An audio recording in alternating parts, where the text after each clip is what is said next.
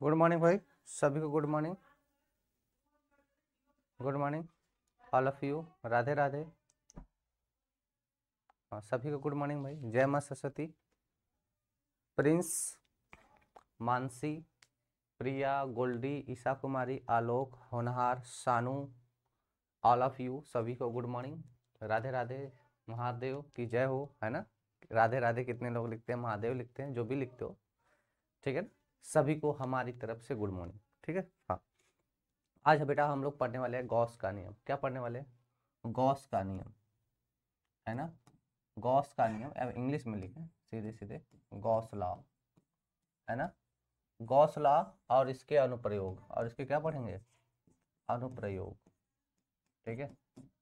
और साथ में पढ़ लेंगे वैद्युत फ्लक्स। क्या पढ़ लेंगे भाई? वैद्युत फ्लक्स, ठीक है। इलेक्ट्रिक फ्लक्स पढ़ लेंगे, ठीक है जी। शिवानी तिवारी, शानू, राहुल, अजय सभी को गुड मॉर्निंग। अगेन सभी को Abhishek good morning. Hemant good morning.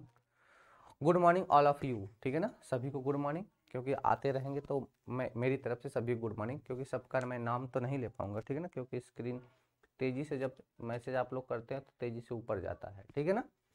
सभी को गुड मॉर्निंग।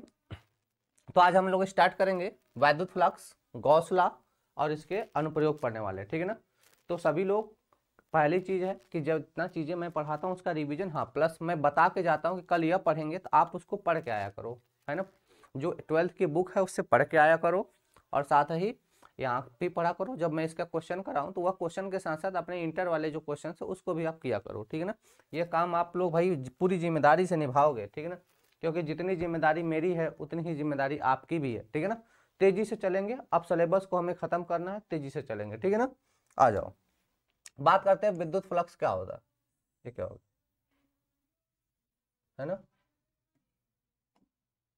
बात करते हैं बेटा, रुक जाओ कुछ गड़बड़ हो गया।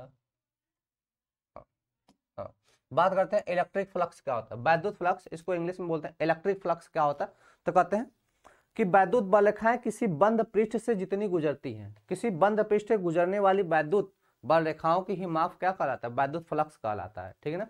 किसी बंद पृष्ठ से गुजरने वाले वैद्युत बल रेखाओं की जो माप है उसी को कहते हैं वैद्युत फ्लक्स। फाई से दिखाते हैं। अगर किसी का एरिया वेक्टर, है ना, एरिया वेक्टर कितना हो, किसी का एरिया वेक्टर ए हो और वैद्युत क्षेत्र ई हो, तो इसी का सदिश गुणनफल, इसी का सदिश गुणनफल मतलब फाई बराबर क्या होता है? ई डॉट ए होता है, वेक्टर ई डॉट ए होता है। तो इसी के बराबर क्या होता है? ई ए कॉस थीटा, क्योंकि डॉट में कॉस आता है, डॉट में क्या आता है? कॉस आता है। तो क्या हो जाएगा? फाई बराबर ई डॉट ए। जब हम लोग वेक्टर फॉर्म, वेक्टर हटाते हैं तो ई ए कॉस थीटा हो जाएगा। इस कलर फॉर्म में लिखेंगे तो ई ए कॉस थीटा होता है, ठीक है ना। डिफिनेशन में देखते हैं, कहते हैं विद्युत क्षेत्र में किसी सतह से संबद्ध विद्युत फ्लक्स सतह से अभिलंबवत गुजरने, विद्युत फ्लक्स सतह से अभिलंबवत गुजरने वाली कुल बल रेखाओं की माप है। मतलब किसी पृष्ठ से संबद्ध गुजरने वाली कुल बल रेखाओं की जो माप है उसे क्या कहते हैं? वैद्युत फ्लक्स कहते हैं। इसका मान क्षेत्रफल सदिश, और क्षेत्रफल सदिश का मतलब हो जैसे वेक्टर ए मान लिए, क्षेत्रफल सदिश तो वेक्टर ए और ई के लंबवत घटक के गुणनफल के तुल्य होता है। लंबवत घटक के तुल्य होता है, लंब घटक के तुल्य होता है। जैसे समझो, जैसे हमने एक यहाँ पे एरिया, कोई एरिया मान लिया, तो हम कह दिया कि भैया इसका एरिया वेक्टर हमेशा बाहर की तरफ, एरिया वेक्टर ए होगा, इसका हमेशा सदैव बाहर की तरफ होगा। इसके एरिया वेक्टर और वैद्युत क्षेत्र की तीव्रता ई। अच्छा सर, हमारा मैसेज आ रहा है? हाँ बिल्कुल आ रहा है सैफ, आपका मैसेज आ रहा है, ठीक है ना। संतोष, कमल सभी को गुड मॉर्निंग, ठीक है। तो यह एरिया वेक्टर ए और वैद्युत क्षेत्र की तीव्रता ई के गुणनफल के समानुपाती होता है, या बराबर होता है, तुल्य होता है, बराबर होता है, ठीक है ना। चलो भाई, इतनी बात समझ में आ गया। तो ही फाई बराबर क्या होगा? ई डॉट ए होगा, बराबर क्या होगा? ई ए कॉस। जब डाट को हटाते हैं, जब डाट को हटाया जाता है तो कॉस, क्रॉस को हटाते हैं तो साइन लगाते हैं, ठीक है। अब पहली पॉइंट इसकी पढ़ते हैं। किसी क्षेत्र वेक्टर ए से विद्युत क्षेत्र ई का फ्लक्स फाई, ई का फाई क्या होता है? ई ए कॉस थीटा, या फाई बराबर, या फिर क्या बोलेंगे? फाई बराबर vector E dot vector A, या क्या बोल देंगे? फाई बराबर vector E dot vector A बोल देंगे। क्लियर है? ये सारी चीजें पढ़े हो, मैंने बोला था भी था क्लास 12 से पढ़ के आना, वही चीज है। आगे थोड़ा देखो, फिर कहते हैं परिवर्ती विद्युत क्षेत्र में क्या करेंगे, इंटीग्रेशन लगा देंगे। परिवर्ती विद्युत क्षेत्र में क्या करेंगे, इंटीग्रेट कर देंगे। हाँ बिल्कुल, 20 तारीख के बाद क्लासें एक्स्ट्रा चलेंगी, ठीक है ना, 20 तारीख के बाद क्लासें एक्स्ट्रा चलेंगी। परिवर्ती विद्युत क्षेत्र वक्री क्षेत्रफल के लिए फाई बराबर integration of E dot D ए, कितना हो जाएगा, integration of E dot D ए हो जाएगा, है ना। परिवर्ती विद्युत क्षेत्र के लिए क्या हो जाएगा, फाई बराबर integration of vector E dot D ए। जैसे एरिया बाउंड है, जैसे एरिया बदल रहा है, किसी ऐसा कोई एरिया है, अब इसके लिए हमें निकालना है, तो इसका एरिया क्या होता है, एक्सचेंज होता है, परिवर्तित होता है। इसके लिए क्या करेंगे, इंटीग्रेशन लगा देंगे। इसके लिए क्या करेंगे, integration of vector E dot D ए। इसी का छोटा सा, जैसे हम एलिमेंट्री पार्ट मान लेते हैं, एलिमेंट्री पार्ट हमने मान लिया एरिया वेक्टर इसका डी ए है, और इधर वैद्युत क्षेत्र की तीव्रता, वैद्युत क्षेत्र का डायरेक्शन ई है, तो इनके बीच हमने कोण मान लिया थीटा। तो एक छोटा से एरिया निकाल के पूरे एरिया से जितना वैद्युत फ्लक्स हो जाएगा उसको हम क्या करें, इंटीग्रेट कर देंगे। ठीक, ठीक है ना, क्या हो जाएगा, इंटीग्रेट कर देंगे। ठीक है ना। अरे बेटा नेट खत्म हो जाता, आप लोग 240 पे देखा करो ना, इसमें 240 पिक्सल पे देखा करो, कहाँ बढ़ा के देखते हो, 240 पे देखा करो, ठीक है ना, 240 पे देखो, पिक्सल क्वालिटी कम कर लो।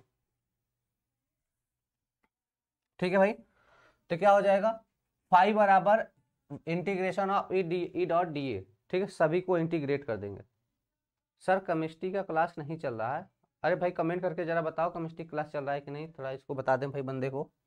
ठीक है भैया, एसआई मात्रक क्या होता है, वोल्ट मीटर होता है। एसआई मात्रक क्या होता है, वोल्ट मीटर। ठीक है, विद्युत फ्लक्स का जो एसआई मात्रक होता है वोल्ट मीटर, या फिर हम लोग वोल्ट को चेंज भी कर सकते हैं। ठीक है ना, वोल्ट को हम लोग क्या कर सकते हैं, चेंज भी कर सकते हैं। वोल्ट मीटर होता है, या इसी को कहते हैं न्यूटन मीटर स्क्वायर प्रति कूलम स्क्वायर, या इसी क्या बोलते हैं हम लोग, न्यूटन मीटर स्क्वायर प्रति कूलम स्क्वायर, प्रति कूलम स्क्वायर क्या हो जाएगा, न्यूटन मीटर स्क्वायर प्रति कूलम स्क्वायर। ठीक है ना। चलो चौथी पॉइंट करते हैं, किसी बंद सतह, किसी बंद सतह या वस्तु की बात करें, क्लोज सरफेस की बात करें, क्लोज सरफेस की बात करें, के लिए बाहर की ओर आने वाला फ्लक्स, के लिए बाहर की ओर आने वाला फ्लक्स धनात्मक तथा अंदर की ओर जाने वाला फ्लक्स ऋणात्मक लिया जाता है। बहुत इंपॉर्टेंट लाइन है बच्चा, ये ध्यान ले लेना, बहुत इंपॉर्टेंट लाइन है। अगर ई वाला लाइन याद है ना, तो कैलकुलेशन करते समय, अच्छा डाउट नंबर का कोई मतलब नहीं, अरे यार सुनो, डाउट नंबर वाला ना मोबाइल पता नहीं कहाँ रखा है, सर से पूछ रहे थे, थोड़ा सा सब व्यस्त चल रहा है, सर मैथ चल रहा है बट केमिस्ट्री नहीं चल रहा। अच्छा ठीक है, ठीक है। अच्छा सर्वेश सर के टीथ में प्रॉब्लम चल रहा है, देखो भाई इस लड़के को पता है, ठीक है ना, ठीक है ना, इस लड़के को देखो पता है, उसने बताया कि टीथ में प्रॉब्लम चल रहा है, ठीक है ना, ठीक है भाई। अच्छा वेबर भी होता है, ठीक है, मात्रक वेबर भी होता है, ध्यान देना भैया, ये लाइन बहुत, चौथी पॉइंट बहुत इंपॉर्टेंट है, यहीं से देखो सवाल लगते हैं, इसी यहीं से क्वेश्चन हमारे सॉल्व होते हैं। ठीक है, इस चौथी पॉइंट से क्वेश्चन सॉल्व होते हैं, डायरेक्शन लेने में काम आता है। ठीक है भाई, जरा ध्यान देना, कहता है किसी बंद सतह के लिए बाहर की ओर आने वाला फ्लक्स, किसी बंद सतह के लिए बाहर की ओर आने वाला फ्लक्स, समझो क्या कर रहा है, किसी बंद सतह की ओर बाहर की ओर आने वाला जो फ्लक्स लेते हैं धनात्मक लिया जाता है। जैसे मान लो ये हमारे पास बंद सरफेस है, तो यहां से अगर जो फ्लक्स निकलेगा ये क्या लेंगे, जो यहाँ पे जो बाहर के निकलेगा इसके लिए फ्लक्स पॉजिटिव लेंगे, लेकिन जो इसमें अंदर की तरफ जाएगा इसको क्या लेंगे, निगेटिव लेंगे। वही कह रहा है, तथा अंदर की ओर जाने वाला फ्लक्स ऋणात्मक लिया जाता है। इस लाइन का बहुत यूज होता है, ठीक है ना, इस लाइन का बहुत यूज होता है, इसी से न्यूमेरिकल का डायरेक्शन, न्यूमेरिकल करते समय डायरेक्शन लिया जाता है। ठीक है, चल मैथ बायो फिजिक्स का क्लास चल रहा है, ठीक है, बताने के लिए शुक्रिया, हम सर से बात कर लेंगे। तो जरा ध्यान देना, कर देखो पृष्ठ से क्या होगा, अगर हम बात करें तो पृष्ठ से अगर बाहर की ओर जाएगा तो इसको लेंगे हम लोग धनात्मक, ठीक है। और देखो ये जब नीचे की ओर जाएगा तो इस कंडीशन, जब दोनों क्या हो जाएंगे परपेंडिकुलर, दोनों के बीच में ध्यान देना, एरिया वेक्टर और इलेक्ट्रिक फील्ड, एरिया वेक्टर और इलेक्ट्रिक फील्ड दोनों के बीच यदि कोण 90 अंश हो जाए तो यह शून्य हो जाएगा, तब फ्लक्स उस समय कितना हो जाएगा, शून्य हो जाएगा। इस चीज आप याद रखना, यह लाइन आप याद रखना, ठीक है भाई। अगर इलेक्ट्रिक फील्ड और एरिया वेक्टर के बीच का जो कोण है 90 डिग्री का हो जाए तो वह शून्य हो जाएगा, वहां पे फ्लक्स, वैद्युत फ्लक्स शून्य हो जाए, क्योंकि फाई बराबर सर हमने बताया ई ए कॉस थीटा, ठीक, कॉस थीटा बताया, कितना बताया भैया, कॉस थीटा। अब देखो ई ए कॉस थीटा हो जाएगा और यह कॉस 90 अगर कर दोगे तो कॉस 90 का मान होता है 0, कॉस 90 का मान कितना होता है, 0 होता है। तो उस कंडीशन में यहाँ से जो फ्लक्स मिलेगा 0 मिलेगा। और तीसरी केस है कि अगर बाहर की ओर, किसी भी केस में अगर बाहर की तरफ निकलता है, जो हमारा फ्लक्स है वो अगर बाउंडेड एरिया से बाहर की तरफ निकलेगा तो हमेशा ही पॉजिटिव लिया जाएगा, ठीक है। हाँ, अगर इसमें अंदर की ओर जाएगा, जैसे मैं एक यहाँ पे अलग से एक स्पेशल केस बना दूं, जैसे मैंने यहाँ पर बना दिया कि हमारे पास जैसे कोई एरिया वेक्टर है यहाँ पे, तो अगर इसमें जो यहाँ से जो फ्लक्स एंटर करेंगे तो इस समय यहाँ पे जो फाई लिया जाएगा वो क्या लिया जाएगा, ऋणात्मक लिया जाएगा। यहाँ पे क्या लिया जाएगा, ऋणात्मक लिया जाएगा जब इंटर करेंगे तब, ठीक है ना। अच्छा, नहीं नहीं ज्यादा नहीं पढ़ाए हैं, जस्ट स्टार्ट ही किए हैं, ठीक है भाई। तो जब किसी एरिया में जो फ्लक्स है जब इंटर करेगा, अंदर की ओर जाता रहेगा तो निगेटिव, अगर बाहर की ओर निकलेगा तो पॉजिटिव लेना है। बाहर की ओर क्या लेना भैया, पॉजिटिव लेना है। क्लियर है, ये चीज याद रखना, न्यूमेरिकल में इसका यूज आता है। गॉस के नियम के अनुप्रयोग पढ़ेंगे, क्या पढ़ेंगे भाई, गॉस के नियम के अनुप्रयोग। सर फिर से क्या करो भैया, फिर से,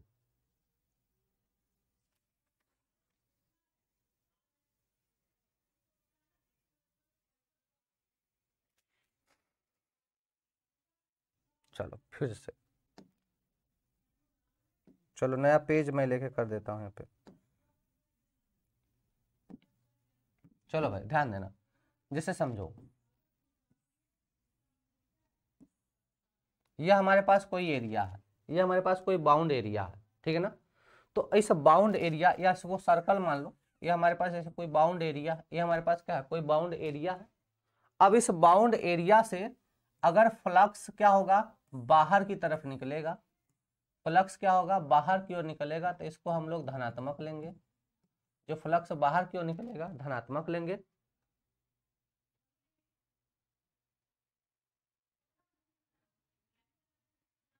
उसके बाद अगर अंदर की ओर जाएगा तो इसको क्या लेंगे, ऋणात्मक।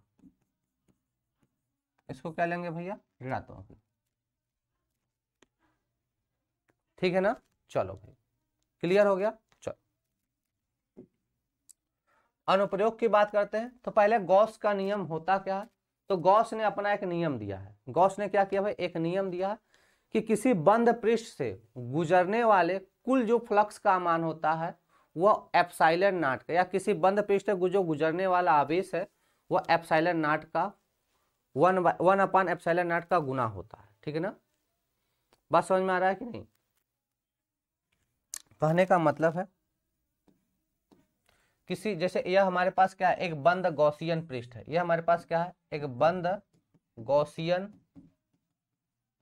पृष्ठ है।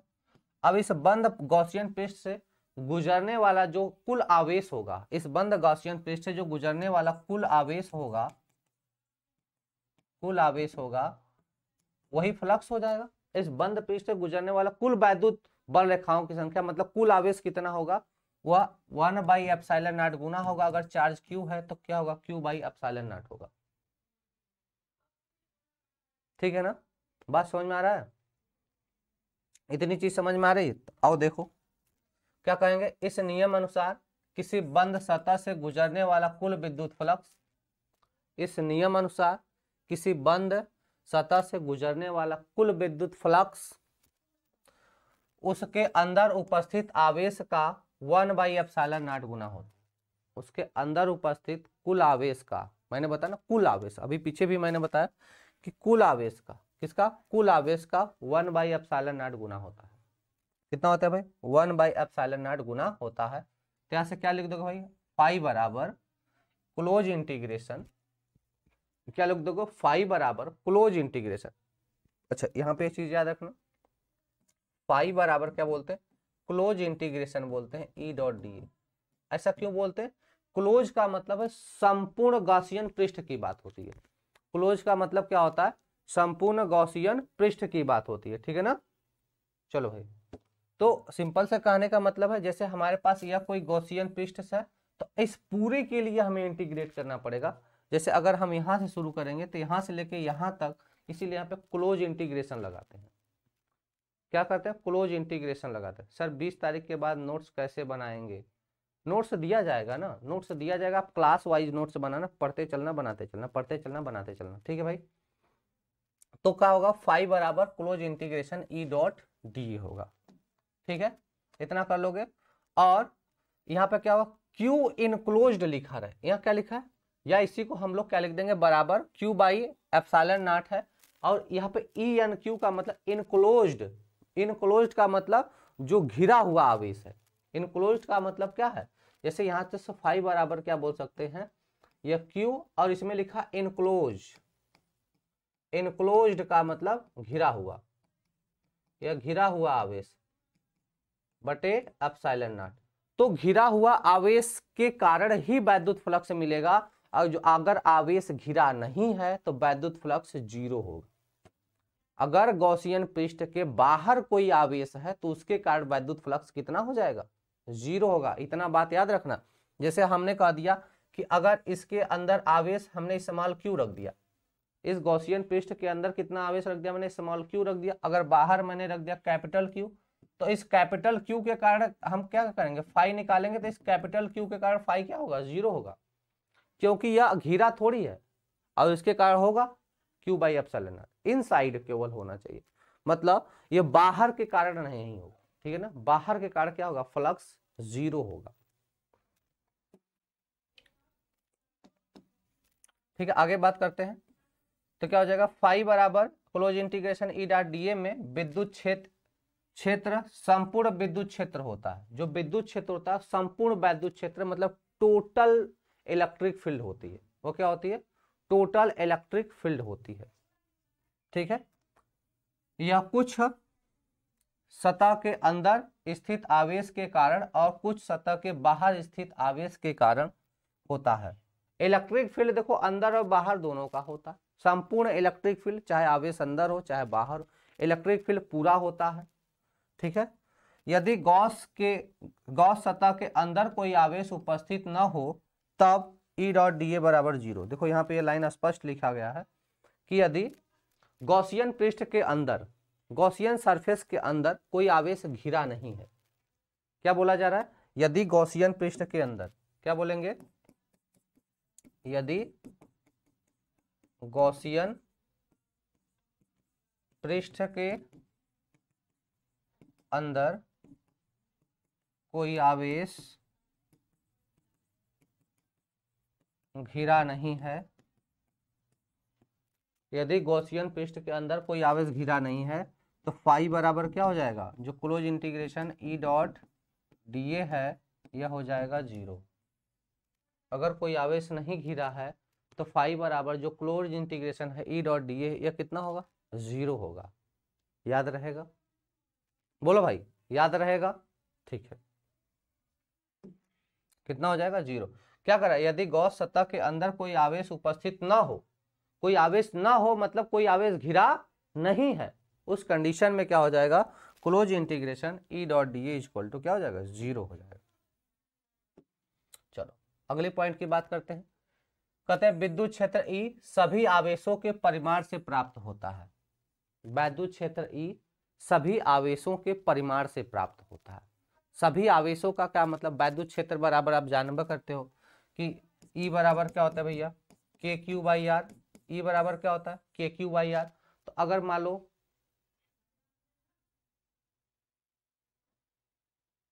सर अगर बाहर से ना घिरा, अगर बाहर से नहीं गया, सुनो, अगर चार्ज क्या है बाहर है, इनसाइड नहीं है, तो उसके कारण क्या होगा, जो फ्लक्स होगा जीरो होगा।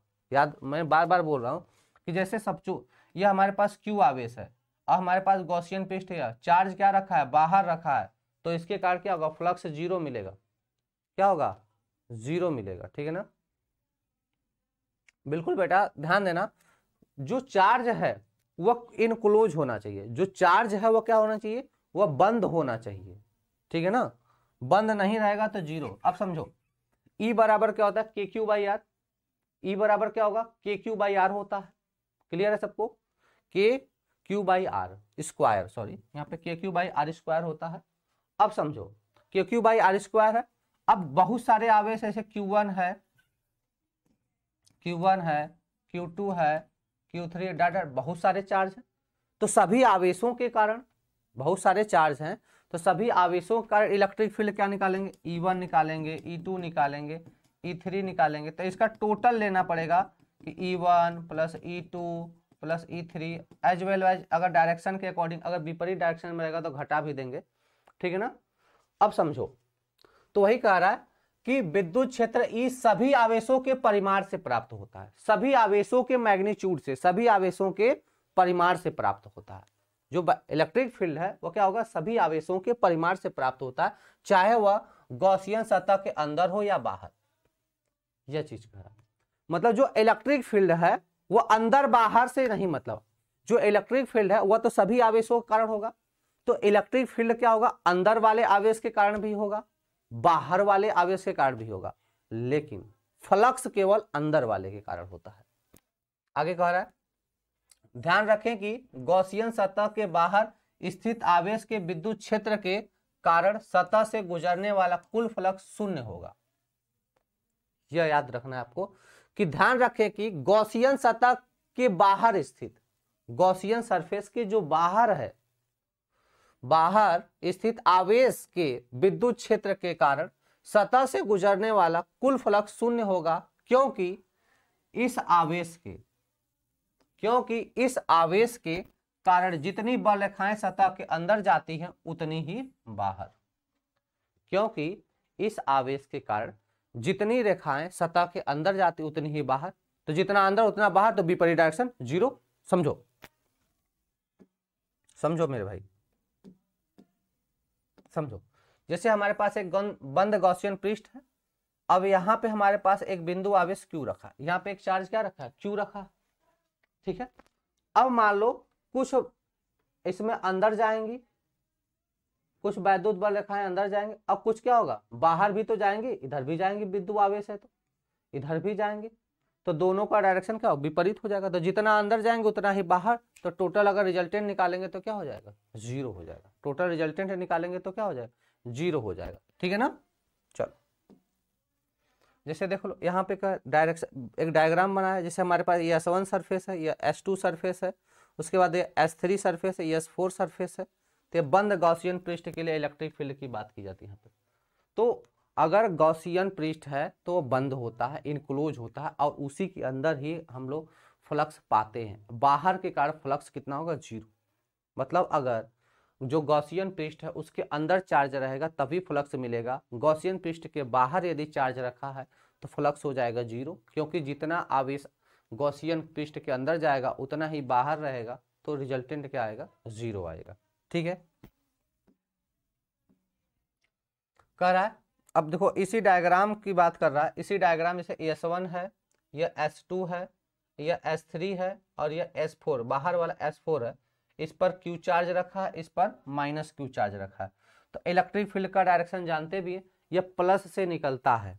इलेक्ट्रिक फील्ड का डायरेक्शन हम जानते हैं, जैसे देखो इसमें जैसे बनाया है, यह S1 सरफेस है, एक बनाया है S2 सरफेस है, और एक S3 सरफेस यहाँ पे बनाया गया, उसके बाद सभी को इनक्लोज कर दिया गया, और इसका सरफेस S4 है। तो इसको इस पर रखा गया प्लस Q आवेश, इस पर रखा गया माइनस Q आवेश। तो भाई इलेक्ट्रिक फील्ड का डायरेक्शन क्या होता है, प्लस से माइनस की ओर होता है, आप भी जानते हैं हम भी जानते हैं। ऐसे होगा, और इसमें क्या होगा, ऐसे इंटर करेगा, है ना। देखो ऐसे ही क्या करेगा, इंटर करेगा, ठीक है। अब हम यहाँ पे इलेक्ट्रिक फील्ड का डायरेक्शन देखते हैं तो प्लस से माइनस की ओर होता है, और यह क्या S3 सरफेस है। तो ये कई सारे सरफेस है, सर गॉसियन पृष्ठ खुला क्यों नहीं होता भैया, ये गॉस ने अपना जो लॉ दिया है उसने माना है कि अगर किसी पृष्ठ के अंदर, अगर किसी पृष्ठ के अंदर अगर इनक्लोज्ड है चार्ज तभी फ्लक्स पाया जाएगा, अगर चार्ज इनक्लोज नहीं है तो फ्लक्स नहीं माना जाएगा, नहीं पाया जाएगा, ठीक है ना। तो ये इस गॉस ने माना है, ठीक है ना। आगे देखो क्या कर रहा है, अगर सतह, किसकी बात करें, सतह, सतह S1 से फ्लक्स कितना निकलेगा, Q/ε0 निकलेगा। सतह S1 से, जो S1 इससे फ्लक्स कितना निकलेगा, पाई कितना निकलेगा, तो Q/ε0 निकलेगा। इससे कितना निकलेगा, Q/ε0 निकलेगा। S2 से कितना निकलेगा, -Q/ε0 निकलेगा, माइनस चार्ज है तो -Q/ε0 निकलेगा। S3 से कितना निकलेगा, जितना S4 से निकलेगा बराबर 0 हो जाएगा, बराबर क्या हो जाएगा, 0 हो जाएगा, बराबर कितना हो जाएगा भाई, देखो 0 हो जाएगा, क्योंकि इससे कोई भी चार्ज बाउंड है नहीं, चार्ज रखा नहीं है, चार्ज बाउंड नहीं है, तो S3 और S4 के कारण कितना हो जाएगा, 0 हो जाएगा, ठीक है ना। S3 और S4 के कारण क्या हो जाएगा, 0, क्योंकि कोई चार्ज यहाँ पे बाउंड है नहीं। इसमें तो S3 में कौन चार्ज बाउंड है, नहीं है। S4 में कौन चार्ज बाउंड है, नहीं है, बाहर का सरफेस है, तो कितना हो जाएगा, वहां से 0 हो जाएगा, ठीक है ना। कहने का मतलब है अगर चार्ज बाउंड होगा तभी फ्लक्स मिलेगा, चार्ज बाउंड नहीं होगा तो फ्लक्स नहीं मिलेगा। क्यों, क्योंकि जितना अंदर की तरफ चार्ज वैद्युत बल रेखाएं जाएंगी उतना ही वैद्युत बल रेखाएं बाहर की तरफ जाती हैं, और बाहर की तरफ के लिए पॉजिटिव डायरेक्शन, बाहर की तरफ के लिए क्या होता है पॉजिटिव, अंदर की तरफ के लिए निगेटिव, तो रिजल्टेंट क्या देखोगे, 0 मिलेगा, रिजल्टेंट क्या मिलेगा आपको, 0 मिलेगा, ठीक है। आगे देखो, गॉस के नियम के अनुप्रयोग की बात करते हैं, आगे गॉस के नियम के अनुप्रयोग की बात करते हैं, ठीक है। पहला अनुप्रयोग इसका है, पहला अनुप्रयोग क्या है, यदि बंद पृष्ठ के अंदर एक द्विध्रुव स्थित हो। अब क्या कर रहा है, बंद पृष्ठ के अंदर हम एक द्विध्रुव रख दें। द्विध्रुव क्या होता है, दो आवेशों का एक निकाय होता है जो एक दूसरे से बहुत ही अल्प दूरी पर रखे होते हैं। वैद्युत द्विध्रुव क्या होता है भाई, दो आवेशों का एक निकाय होता है जो एक दूसरे से बहुत ही अल्प दूरी पर रखे होते हैं। इतनी चीज आपको पता है। तो Q इनक्लोज बराबर क्या हो जाएगा, यहाँ पे 0 हो जाएगा। Q इनक्लोज चार्ज कितना हो जाएगा, 0 हो जाएगा। तो फाई बराबर यहाँ से क्या मिलेगा, 0 मिलेगा। फाई बराबर क्या मिल जाएगा, यहाँ पे 0 मिलेगा। याद रखना, जब किसी पृष्ठ के अंदर एक द्विध्रुव रख दिया जाता है, यदि बंद पृष्ठ के अंदर एक द्विध्रुव रख देंगे तो क्या मिलेगा आपको, यहाँ से फ्लक्स का मान 0 मिलेगा। फ्लक्स का मान 0 क्यों मिलेगा, द्विध्रुव क्या होता है, एक निकाय होता है पॉजिटिव और निगेटिव चार्ज का, ठीक है। तो ओवरऑल देखेंगे तो ये क्या होगा, न्यूट्रलिटी यहाँ पे बनी रहती है, और यहाँ पे कोई चार्ज नहीं रहता। सिंगल चार्ज जब रखोगे तो क्या होगा, पॉजिटिव निगेटिव दोनों क्या है, न्यूट्रल हो जाते हैं। और यहाँ पे वैद्युत द्विध्रुव का जो मान है वह इसके कारण क्या मिलेगा, यहाँ पे अगर फ्लक्स, इसके कारण कोई भी यहाँ पे चार्ज क्या होगा, सभी चार्ज जो है बाउंड नहीं होंगे क्योंकि ये न्यूट्रल नहीं है। तो यहाँ पे क्या होगा, सिंपली हम देखेंगे तो फाई का मान क्या मिलेगा, यहाँ पे 0 मिलेगा। फाई का मान क्या मिलेगा भैया, 0 मिलेगा, ठीक है ना। बात समझ में आ रहा है। तो अगर हम किसी गॉसियन पृष्ठ के अंदर, किसी गॉसियन पृष्ठ के अंदर, समझो, अगर हम किसी गॉसियन पृष्ठ के अंदर अगर हम एक डाइपोल बना के रख दें, क्या रख दें, डाइपोल बना के रख दें, तो डाइपोल बना के रखेंगे तो चार्ज इनक्लोज, चार्ज क्या हो जाएगा, इनक्लोज हो जाएगा। कितना इनक्लोज चार्ज कितना हो जाएगा, यहाँ पे 0, ठीक है ना। इनक्लोज्ड चार्ज कितना हो जाएगा भाई, 0 हो जाएगा, ठीक है ना। तो बात को समझो, अगर हम बंद गॉसियन पृष्ठ में कोई डाइपोल रखेंगे, डाइपोल क्या होता है, माइनस से प्लस की तरफ डायरेक्शन होता है, ये दो आवेशों का एक निकाय होता है, ठीक है। तो इसके कारण इनक्लोज्ड चार्ज क्या होगा, 0 होगा, क्योंकि यहाँ पे बोला जा रहा है कि बंद गॉसियन पृष्ठ में चार्ज होना चाहिए। तो भैया निगेटिव पॉजिटिव दोनों न्यूट्रल हो जाएंगे, दोनों क्या हो जाएंगे, न्यूट्रल हो जाएंगे। तो बंद गॉसियन पृष्ठ में क्लोज चार्ज कितना हो जाएगा, वह 0 मिलेगा। जब क्लोज चार्ज 0 मिलेगा तो हम बता देंगे भाई फाई बराबर यहाँ से क्या हो जाएगा, 0 हो जाएगा। फाई का मान कितना मिल जाएगा, 0 मिल जाएगा। क्लियर हो, चलो आगे देखते हैं। तो अगले पॉइंट की बात करते हैं, कुल आवेश इनक्लोज सभी धनावेशों एवं ऋणावेशों के बंद पृष्ठ के अंदर।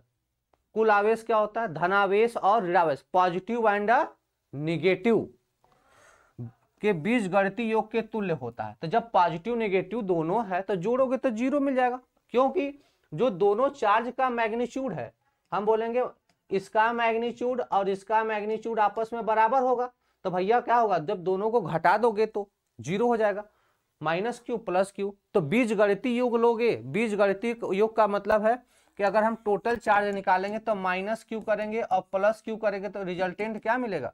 जीरो मिलेगा। जो चार्ज इनक्लोज है क्या मिल जाएगा? जीरो मिल जाएगा। जब चार्ज इनक्लोज जीरो मिल जाएगा तो फाइव भी जीरो हो जाएगा, फ्लक्स भी जीरो हो जाएगा, ठीक है ना। तो कहेंगे बीज गणितीय योग के तुल्य होता है यदि चार्ज इनक्लोज धनात्मक है तो कुल फ्लक्स, यदि चार्ज इनक्लोज क्या है? धनात्मक है तो कुल फ्लक्स बाहर की ओर होगा, और यदि इनक्लोज ऋणात्मक है तो कुल फ्लक्स अंदर की ओर होगा। ठीक है, इतनी बात समझ में आ रहा है कि नहीं?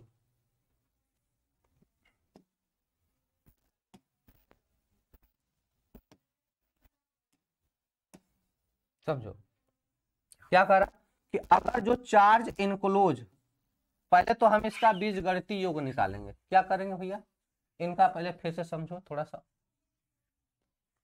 द्विध्रुव कैसे बनता है? द्विध्रुव कैसे बनता है मेरे भाई?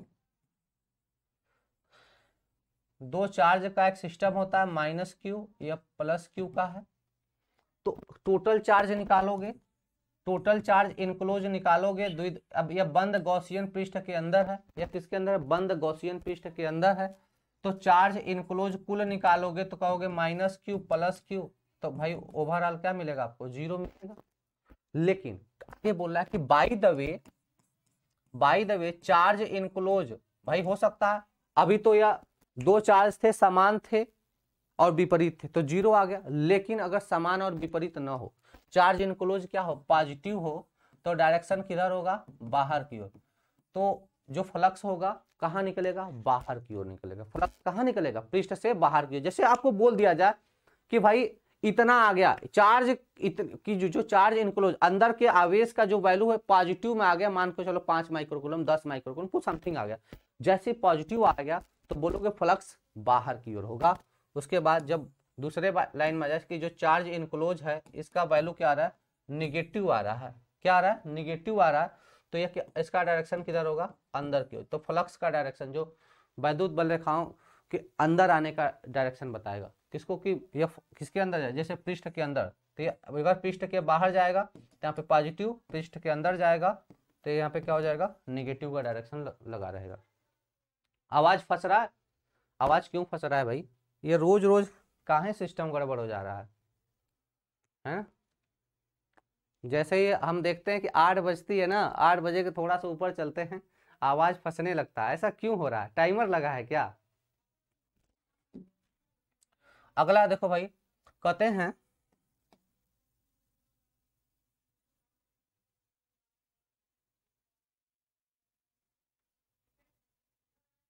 अगला पॉइंट देखो, कहते हैं यदि, अगला है कहते हैं एक अर्धगोलाकार, अगला है एक अर्धगोलाकार वस्तु को समरूप विद्युत क्षेत्र में रखने पर। अगला पॉइंट क्या है? एक अर्धगोलाकार वस्तु को समरूप विद्युत क्षेत्र में रखने पर इसकी वक्राकार सतह से संबद्ध फ्लक्स कितना होगा? तो कहते हैं फाई वक्री पृष्ठ। जैसे देखो यह क्या कर, एक अर्धगोलाकार वस्तु है, यह क्या है? एक अर्धगोलाकार वस्तु है, अर्धगोलाकार वस्तु है, तो उसके कारण फाई का मान बताना है। तो वक्री के लिए निकालेंगे, वृत्ति के लिए निकालेंगे, जीरो आएगा। फिर क्या करेंगे? वक्री बराबर क्या हो जाएगा? वृत्ति हो जाएगा, ठीक है ना। तो कितना होगा यह? Minus E pi are square. जैसे देखो पहले इसका रेडियस ई कितना होगा? पूरा एरिया निकालोगे, पूरा एरिया इसका कितना होगा? पाई आर स्क्वायर होगा। पूरा एरिया कितना होगा? पाई आर स्क्वायर होगा। कहाँ से सजी? ये डी ए, इंटीग्रेशन आप डी ए करोगे तो इसके लिए कितना आएगा? पाई आर स्क्वायर आएगा। तो फाई बराबर क्या होता है? E dot D A. Phi बराबर क्या होता है? फाई बराबर सर हम जानते हैं ई डॉट डी ए जानते हैं, इसका इंटीग्रेशन कर दो तो क्या करोगे? ये डी फाई निकलेगा, पूरे के लिए फाई निकालोगे तो कहोगे close integration E dot D ए, क्लोज इंटीग्रेशन करेगा तो इसका एरिया कितना होगा, पाई आर स्क्वायर होगा। अगर त्रिज्या क्या है, कैपिटल आर है तो पाई आर स्क्वायर हो जाएगा। तो क्या हो जाएगा, माइनस माइनस कितना हो जाएगा, ई pi R S square cos 180 अंश, और ये क्या है, इसके बीच का जो डायरेक्शन हुआ कितना 180 अंश हो जाए। तो 180 अंश ले लेंगे तो कॉस 180 अंश का मान कितना होता है, -1। कॉस 180 अंश का मान कितना होता है, -1 होता है। -1 रख दो, प्लस हो जाएगा पाई आर स्क्वायर ही हो जाएगा।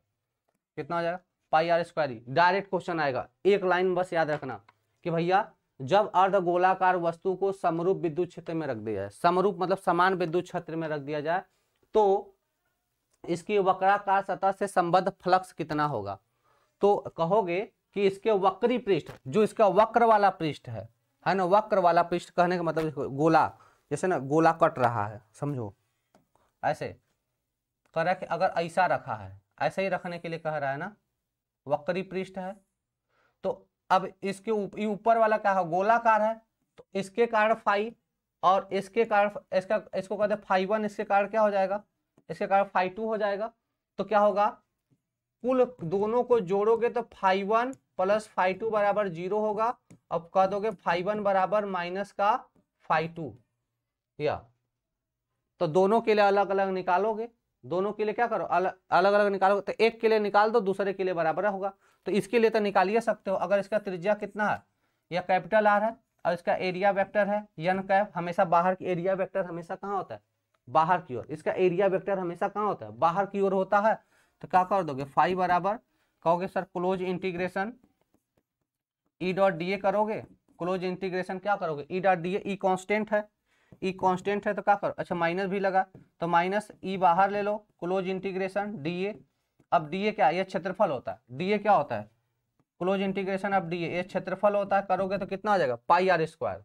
ये कितना हो जाएगा, पाई आर स्क्वायर। ये वैल्यू उठा के रख दो। और उसके बाद ई हटाओगे, जो वेक्टर फॉर्म है इसको हटाओगे, जो इसका वेक्टर हुआ हटाओगे, समझ रहा है कि नहीं। जब इसका वेक्टर हटाओगे तो क्या हो जाएगा, कॉस 180 अंश हो जाएगा। कॉस कितना हो जाएगा, 180 अंश। कॉस 180 अंश का मान कितना होता है, कॉस 180 अंश का मान होता है -1। कॉस 180 अंश का मान कितना होता है, -1। सारा वैल्यू पुट कर दो तो फाई बराबर कितना हो जाएगा, -ई पाई आर स्क्वायर -1। एक गुणा कर दो तो क्या मिल जाएगा आपको, minus minus plus pi are square e. क्या मिलेगा, पाई आर स्क्वायर ई। यह किसके लिए, एक देखो क्वेश्चन देखते ही आंसर मारने के लिए है, यह हमेशा क्वेश्चन देखते ही आंसर मारने के लिए है। देखो जैसे क्वेश्चन आ जाए कि अर्धवृत्ताकार है, कैसा अर्धवृत्ताकार, तुरंत याद रखो कि क्या होता है, पाई आर स्क्वायर ई होता है। तुरंत याद रखो पाई आर स्क्वायर ई होता है। आर का मान पता रहेगा, ई का मान पता रहेगा, पाई का मान 3.14 रख के तुरंत कैलकुलेट करके आंसर, है ना। तो अर्धवृत्ताकार के लिए सीधे सीधे याद रखो पाई आर स्क्वायर ई, तुरंत मारना आंसर, ठीक है ना। आपको क्या करेगा, वैद्युत क्षेत्र का मान देगा, उस अर्धवृत्त का त्रिज्या दे देगा, उसके बाद पाई का मान जानते हो, कैलकुलेट करके आंसर कब तक निकालोगे, ई डॉट डी ए, फिर इसके कारण E1 E2 फाई 1 फाई 2 करते रह जाओगे, ठीक है ना। यह नहीं करना है, डायरेक्ट याद रखना कि अगर ऐसा वाला डायग्राम के लिए कर रहा है, अर्धवृत्ताकार के लिए कर रहा है, तो पाई आर स्क्वायर ई आंसर, ठीक है ना। चलो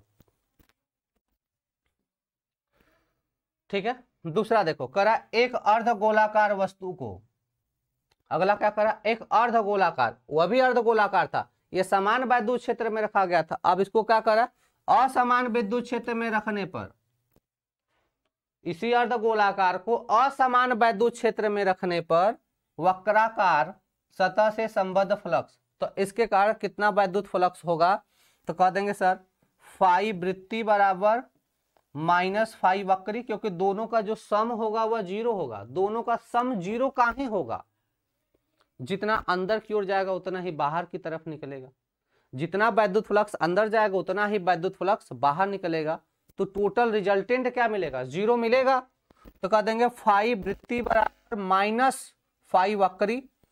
अब यहां से करेंगे क्या, फाई वृत्ति बराबर minus E into 2 pi are square cos 0 अंश 2 पाई आर स्क्वायर। अब इस समय इसका असमान विद्युत क्षेत्र है, इसका परिधि निकालोगे, क्या निकालोगे, परिधि होता है, टू पाई आर स्क्वायर कर दोगे, परिधि कितना हो जाएगा इसका, टू पाई आर स्क्वायर कर दोगे, तो इस केस में इसका क्या हो जाएगा, जीरो हो जाएगा। काश जीरो का मान कितना होता है, वन होता है, तो माइनस निकल के आएगा। तो इसके लिए कितना हो जाएगा, फाइव वृत्ति के लिए निकालोगे, क्या हो गया, फाइव वृत्ति के लिए जब निकालोगे तो कितना हो जाएगा, minus two pi are square, कितना हो जाएगा भाई, minus two pi are square e.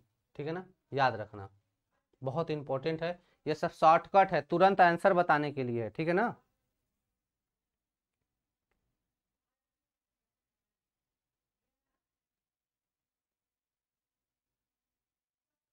ठीक है भाई।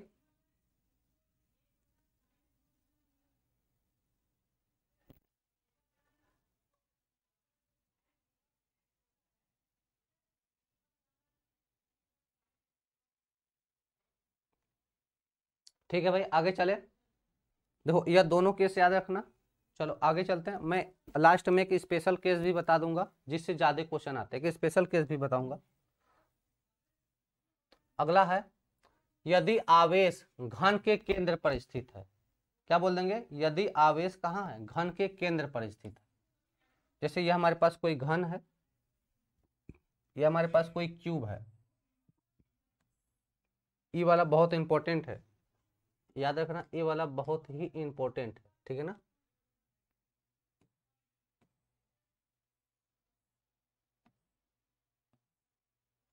ये इसका केंद्र होगा, तो कह रहा है यदि आवेश कहाँ हो, घन के केंद्र पर स्थित हो, तो घन के केंद्र पर स्थित होगा, फ्लक्स चारों तरफ निकलेगा, ये क्या होगा, चारों तरफ निकलेगा। तो यहाँ से क्या होगा, जो फ्लक्स, जो आवेश होंगे, आवेश क्या होगा, जो वैद्युत रेखाएं चारों तरफ निकलेगी, सभी तरफ, सभी डायरेक्शन में क्या होगा, वैद्युत बल रेखाएं यहाँ से निकलेंगी। ठीक है, उसके बाद इसका भी डायरेक्शन होगा, यह होगा, ये इधर होगा, इधर होगा। ठीक है, तो अब कहाँ, यहाँ पे कुल कितना होगा, तो भाई इस पूरे बंद पृष्ठ का इसके सेंटर पर रख दिया गया है, इसके सेंटर पे रख दिया गया है। तो जब सेंटर पे रख दिया जाता है तो भाई किसी बंद पृष्ठ से गुजरने वाले कुल वैद्युत बल रेखाओं, कुल वैद्युत फ्लक्स कितना होता है, क्यू बाई एप्सिलॉन नॉट, कुल आवेश का एप्सिलॉन नॉट गुना होता। तो जब सेंटर पे रख दिया गया तो कितना होगा, क्यू बाई एप्सिलॉन नॉट होगा, बहुत इंपॉर्टेंट है, ये हर बार पूछता है। ठीक है ना, तो कितना होगा, क्यू बाई एप्सिलॉन नॉट, ये कुल होगा, और सतह पर कितना होगा, तो अगर सरफेस पूछा जाए तो बताओ, किसी भी के कितने सतह होते हैं, घन के कितने फलक होते हैं, घन के फलक की बात करते हैं, 6 फलक होते हैं बेटा, घन के कितने फलक होते हैं, 6 फलक,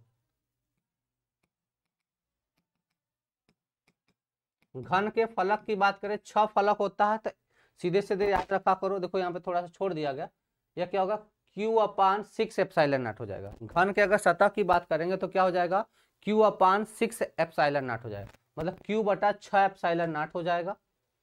अगर कोनों की बात करें तो घन में कोने कितने होते हैं, 8 कोने होते हैं, कोने कितने होते हैं, 8 कोने होते हैं। तो सिंपली याद रखना कि फाई कोना, कॉर्नर के लिए कितना हो जाएगा, q upon 8 epsilon naught, q upon कितना हो जाएगा, 8 एप्सिलॉन नॉट हो जाएगा। उसके बाद इसी तरह फाई, अगर कोर की बात की जाए, कितने कोर होते हैं, तो एक, उसके बाद या 2, 3 कोर, 4 कोर, 5 कोर, 6, मतलब कुल 12 कोर होते हैं। कोर कितने होते हैं, कोर को हम एज बोलते हैं, कोर को क्या बोलते हैं, एज बोलते हैं। तो ये 12 कोर हो जाते हैं, किनारा नहीं बच्चा, कोर दूसरा होता है, कोना दूसरा होता है ना, किनारा दूसरा होता है, कोर दूसरा होता है। ठीक है ना, समझो, अगर इसमें मैं कोर की बात करूं, जैसे हमारे पास घन तो नहीं है, नहीं तो बताते, जैसे 1 कोर, 2 कोर, 3 कोर, 4 कोर, 5, 6, 7, 8, उसके बाद एक ऐसे, एक ऐसे, 10, फिर इसी तरह 2 12, इसके नीचे भी हो जाएगा। तो कोर 12, तो यह क्या हो जाएगा, क्यू अपान 12 एप्सिलॉन नॉट, कितना हो जाएगा, क्यू अपान 12 अप। तो ऐसे ही देखो, आप सीधे सीधे क्या करना, क्वेश्चन आपसे पूछेगा कि घन के किसी एक कोने पर रख दिया गया, जैसे क्वेश्चन क्या पूछेगा ऐसे समझो, कह दिया क्वेश्चन कैसे पूछता है, तो कहेगा किसी आवेश को, किसी आवेश को घन के एक घन के एक कोने पर रखा गया है, कोने पर रखा गया है, फ्लक्स का मान बताइए। फ्लक्स का मान, वैद्युत फ्लक्स का मान बताइए, का मान बताइए, वैद्युत फ्लक्स का मान बताइए। क्या कह रहा है, किसी आवेश को घन के एक कोने पर रखा गया है, विद्युत फ्लक्स का मान बताइए। तो भैया एक कोने पर रख दिया गया, कितने कोने, पहले चीज जानो, कुल कितना होगा, कुल फाई बराबर क्या होता है भैया, क्यू बाई एप्सिलॉन नॉट बोलोगे, तो भैया बोलोगे क्यू बाई एप्सिलॉन नॉट, लेकिन कॉर्नर से पूछा जाएगा, कोने से, एक कोने से पूछा जाएगा, तो कितना बोल दोगे, फाइव बराबर क्यू अपान 8 कोने, तो 8 एप्सिलॉन नॉट, कितना, क्यू अपान 8 एप्सिलॉन नॉट। फलक से पूछेगा, फलक से बता दोगे, सेंटर से पूछ दिया, केंद्र से पूछ दिया, केंद्र से पूछेगा,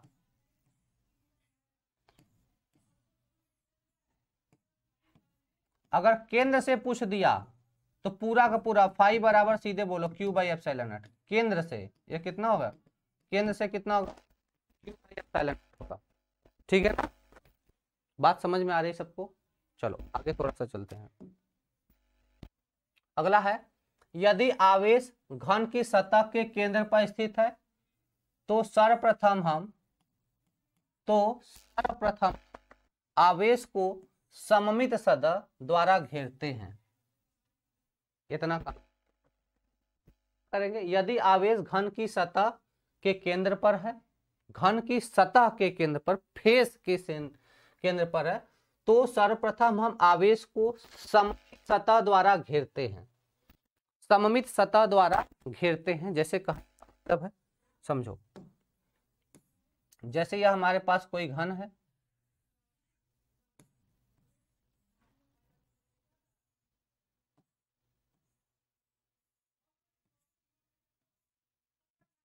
यह हमारे पास क्या कोई घन है, अब किसी इसके फेस पर एक चार्ज क्यू को रख दिया गया, एक चार्ज क्यू को,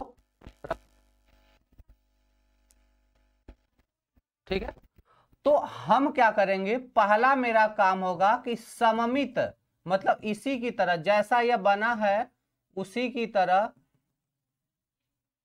एक दूसरा क्यूब और बनाएंगे और इसको बाउंड करेंगे, इसको घेरेंगे, क्या करेंगे, इसको घेर देंगे।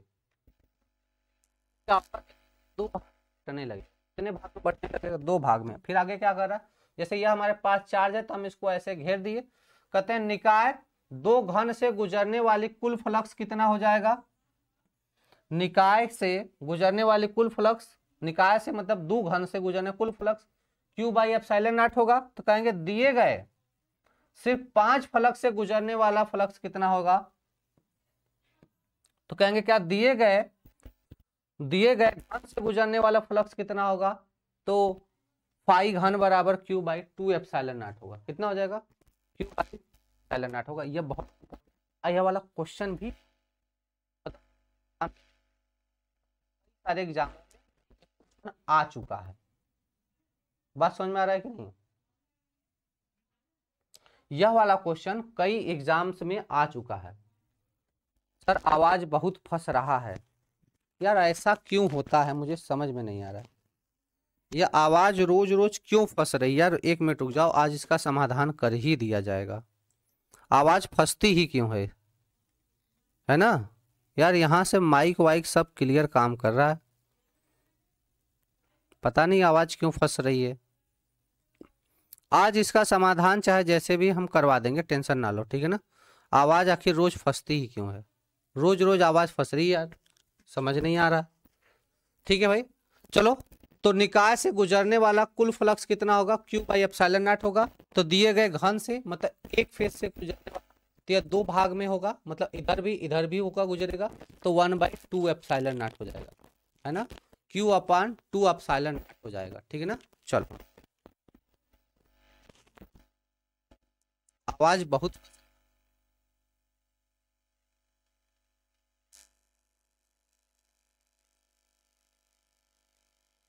सर को कॉल करता हूँ ना, आप लोग कॉलिंग पे, मैं सर से बात करता हूँ।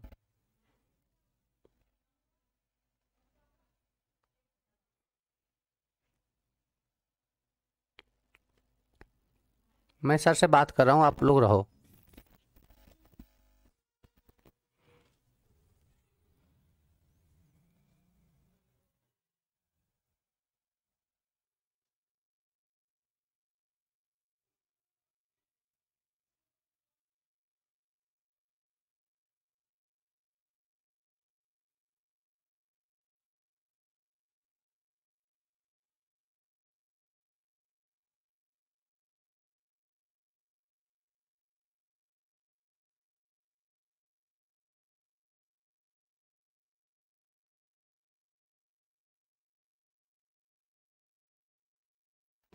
सर केवल 5 फलक क्यों बोला है?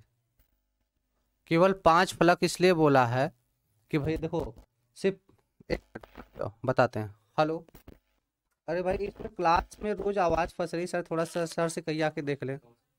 सर से कहिए, हाँ हाँ। सर इसमें ना देखिए, लड़के का सर आवाज फंसती है, 8 बजे के बाद क्लासे में रोज आवाज फंस रही है। मैथ के क्लास में, मैथ तो उसमें चलता है ना, उसमें भी क्लास में आवाज फंस रही है। देखिए कमेंट में देखिए, अभी लाइव चल रहा है, देखिए मैथ की क्लास में भी आवाज, voice problem sir. Network problem हो सकता है। हाँ सर, थोड़ा सा बात करिए, क्योंकि जैसे मतलब आधे घंटे में प्रॉब्लम, जैसा मैं पढ़ाता हूँ रोज बता रहा हूँ, आधे घंटे में कोई प्रॉब्लम नहीं होता है। जैसे 8 बजने के बाद जब क्लासेस चलने लगती है, मतलब आधा घंटा होता है, तो सभी बच्चों को कमेंट आता है कि आवाज़ सर फंसने रुक रुक के आती है। ठीक है भाई, चलो ठीक है, कोशिश करो थोड़ा सा पढ़ने की, हमने आपकी शिकायत सर से बोल दी, ठीक है ना? चलो भाई, सिर्फ 5 तक आप क्यों बोला गया उसके समझ, दिए गए घन से, आप समझो, दिए गए घन से बोला गया मेरे भाई। जैसे यह हमारे पास एक घन है, ये हमारे पास क्या एक घन है। अब समझो इसके, अच्छा मैं एक बार घन बनाने की कोशिश करता हूँ, इसमें कहीं बन दिया है ना, इसको मैं बताता हूँ।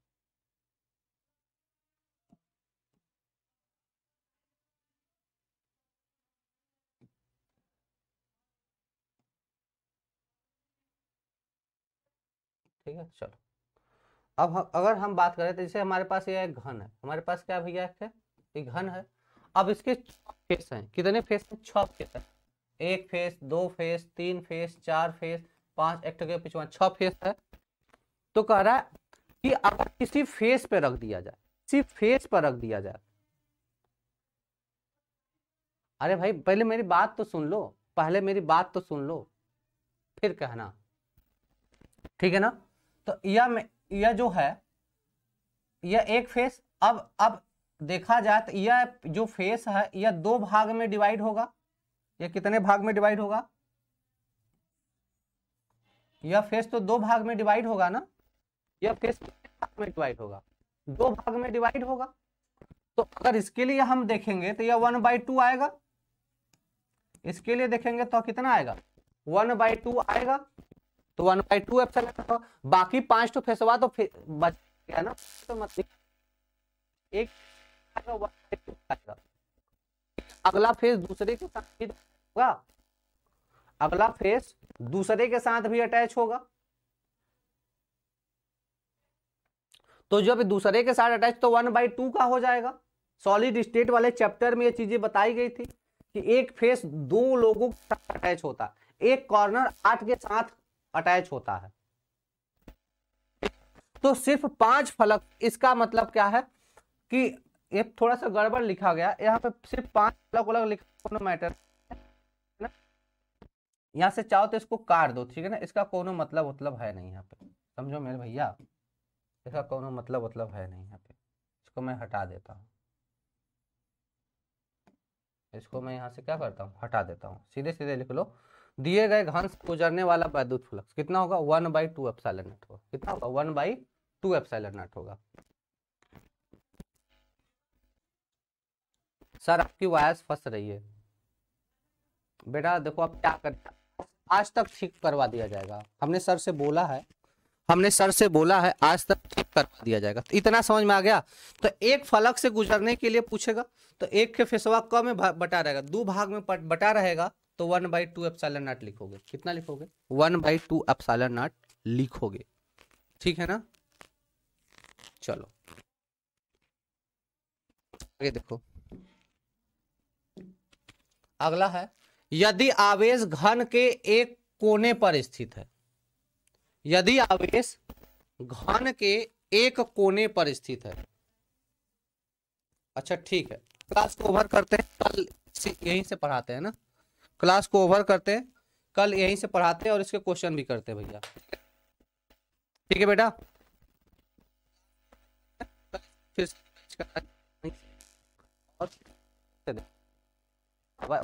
रही तो फिर कोई मतलब नहीं निकलेगा। जब चीजें समझ में नहीं आएंगी तो मेरे पढ़ाने से कोई मतलब नहीं होगा।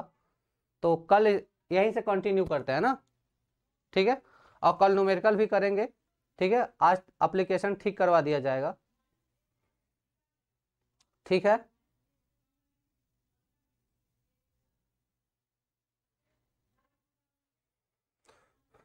पीसीबी के अलावा आपके वही जो माइनर सब्जेक्ट हैं, बस बाकी जो माइनर सब्जेक्ट बचते हैं ना, सिर्फ उसमें आपको क्वालिफाई होना है बेटा, सिर्फ आपको क्वालिफाई होना है, ठीक है ना?